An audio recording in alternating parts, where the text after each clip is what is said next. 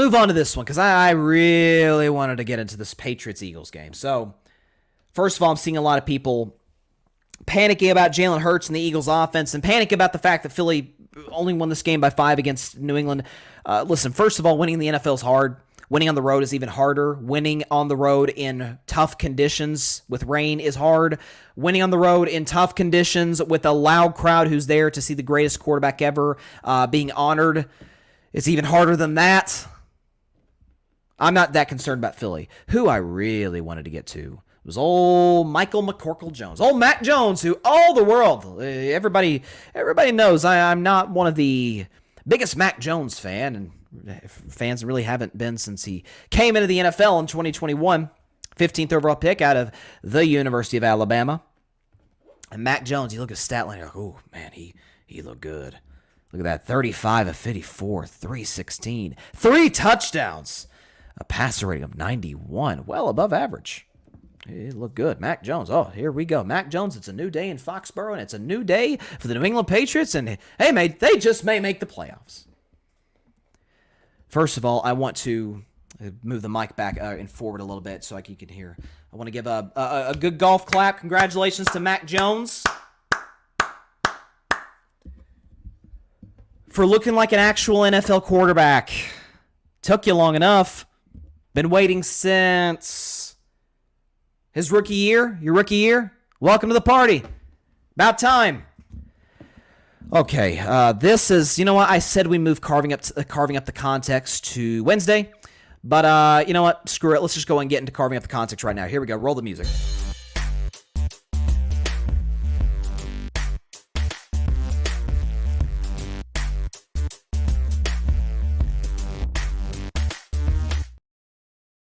And on this week's edition of Carving Up the Context, we're going to talk about old Michael McCorkle Jones, who the whole NFL world is freaking out about. Let's talk about he's the franchise quarterback in New England. Year 3 is going to be a big one. Bill O'Brien has fixed Mac Jones, except when you consider the fact that they were playing a Philadelphia Eagles defense that is excellent outside the numbers. With Darius Slay, who we'll get into in just a moment. He had a pick 6 yesterday, by the way. And James Bradbury, the other corner, who is tremendous. By the way, Philadelphia Eagles defensive line, really good. Here's the problem. They are really, really thin at linebacker. And the back end of their secondary, well, they just so happen to lose their starting safeties from last year's Super Bowl. So they're weak up the middle, really good outside. Philadelphia is. So credit to Bill O'Brien, Bill Belichick. That's where they attacked. And that's where Mac Jones had his success. But the very second he had to throw outside and make some tough throws outside the numbers. You got to have a little bit of arm strength to make these type throws now. You got to have good precision on these plays. Here's what happened, and here's what Mac Jones had to do with this pick 6 we're about to show you. So here's Mac Jones, drops back. Awful pass here, right to Darius Slay. Gets tipped, goes to Darius Slay. Here comes Mac Jones, right there. Boy, what an effort. Look at that. Really going after Darius Slay, really trying to ensure that he doesn't walk in untouched for a touchdown to put Philadelphia up by 2 scores. By the way, Patriots lost this game by 5. You think that play doesn't make a big difference? You think given how the Patriots defense played that maybe they wouldn't have gotten a stop and given themselves an opportunity to maybe hold the Eagles 3, maybe if they play well enough to hold the Eagles to a punt? There's one mistake Mac Jones made. And how about this? After all raving about, Mac Jones lighting the world on fire, had 2 opportunities to win the football game. How about this? So, Philadelphia, Jalen Hurts, and Jalen Hurts does not turn the football over. That is not, ever since his rookie year. Like his rookie year, he struggled with turnovers in the limited action he got. But from second year, and certainly last season, man doesn't turn the ball over. I don't know what happened here. I don't know if it was the ball was wet, he got hit, lost the football, and the New England Patriots get the ball where they got it down at the Philadelphia 41-yard line with 3 minutes left in the game. We're thinking, oh boy, dang, New England may actually come back and win this, hand the defending NFC champions their first loss, and hey, Belichick may be back to being the genius we believed him to be, or some believed him to be. They run the ball for 5 with Zeke, and then Mac gets sacked. And Mac misses Kendrick Bourne. And then he got a penalty on a delay game on Mac. They go for him 4th and 17, and he misses on that. But fear not. The Philadelphia Eagles, I'll tell you, they were so mortified with what Mac Jones did to them. So scared.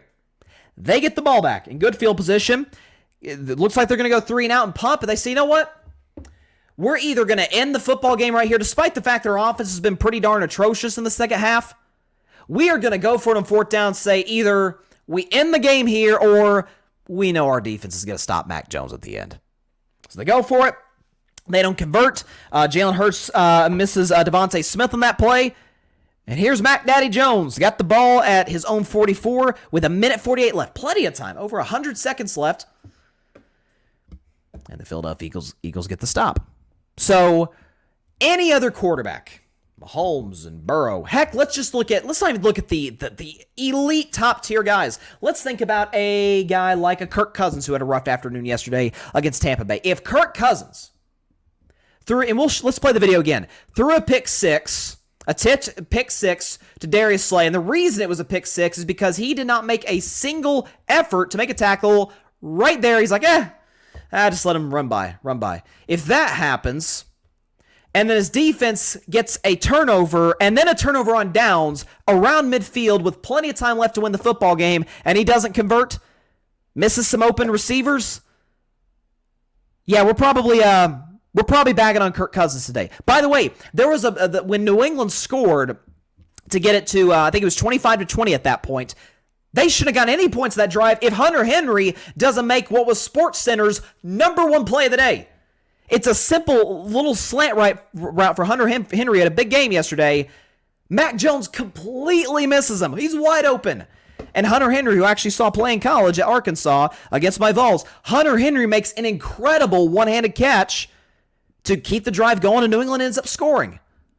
So, pick six, in which he did not even make an attempt to stop the guy, just let him waltz into the end zone for a touchdown. By the way, they lost by 5. You don't think that 7 points makes a difference? Probably does. And then the touchdown drive was set up by a way better catch than it was a throw, so a missed throw that he got lucky on. And then he gets stopped twice within the last 4 minutes of the game with a chance to win it. So I'm supposed to believe that New England and Bill O'Brien, who had a solid game plan, to his credit, has all of a sudden fixed Mac Jones. I beg to differ. Yes, he looked like an NFL quarterback. Good job.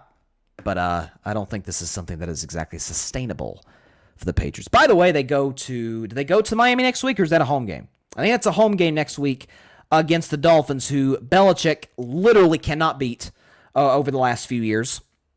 Really, in the Tua era, Tua's got there's some teams have certain other teams' numbers. Like the Browns got Joe Burrow's number. He's 1-5 against them.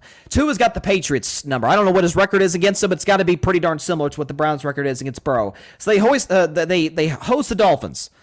I'll get to them in the next segment. Did you see Tua? Did you see Tyreek? Then they got the Jets the week after that. Great defense. Then they got the Cowboys after that. God only knows what the Cowboys defense is going to do to Mac Jones. I actually may feel bad for him that day. Then you got the Saints, excellent defense. Then the Raiders, Bills, solid defense. Then Miami again. Then Washington, who has a solid defense. Colts. Then you got the Giants, Chargers. Steelers have an excellent defense. Kansas City's got a good defense. Broncos got a good defense. Bills, solid defense. Jets, excellent defense. Crazy enough, Philadelphia's defense might actually be their weak unit, which to a certain extent it kind of was last year, particularly against elite quarterbacks. And now with the fact that they lost their starting safeties in free agency during the offseason, and their linebacking core is incredibly thin. Props. By the way, good game plan. I'm gonna give him credit for good game plan. Bill O'Brien attacked the middle of the field. Props to him. Mac Jones missed some throws even in that regard, but it was a good game plan. But kind of like I said with Jordan Love, but to a far greater extent, because by this point we kind of know who Mac Jones is. Jordan Love's still kind of a mystery. These coordinators got film on old Mac Daddy. He's going to struggle. And the Patriots are going to. I love how, and I love, last thing before we move out of carving up the context, what I love is that the Patriots bar has been set so low by this point that apparently, I wasn't aware of this. I don't remember talking about it and carving it up live. Please remind me if I did. But apparently there was a new rule that came into the NFL during league meetings this summer. I guess, at least that's what I'm hearing today, because I'm hearing a lot of folks saying, hey, the Patriots almost won. It was a moral victory. So I didn't know. It was the Patriots are technically 0-1, right? Because they've got no wins, evidently no losses, and one moral victory.